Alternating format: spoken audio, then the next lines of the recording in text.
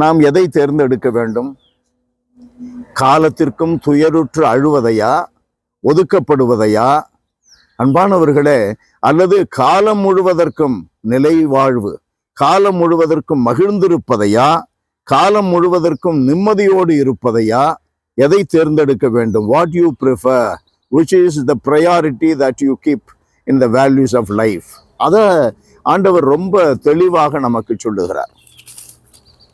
மக்கள் எல்லாரும் உங்களை புகழ்ந்து பேசும் பொழுது ஐயோ உங்களுக்கு கேடு, ஏனெனில் அவர்களின் மூதாதையரும் போலி இறைவாக்கினருக்கு இவ்வாறே செய்தார்கள். இந்த உலக பிரகாரமாக வாழ்ந்தவர்களுக்கு கிடைத்தது என்ன?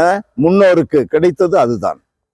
நம்முடைய வாழ்க்கையில முன்னோர் இருக்கிறார்கள். ஆபிரகாம், ஈசாக்கு, யாக்கோபு, இவர்கள் எல்லாம் இயேசுவினுடைய மதிப்பீடுகளிலே வாழ்ந்தவர்கள், மகிழ்ந்தவர்கள்.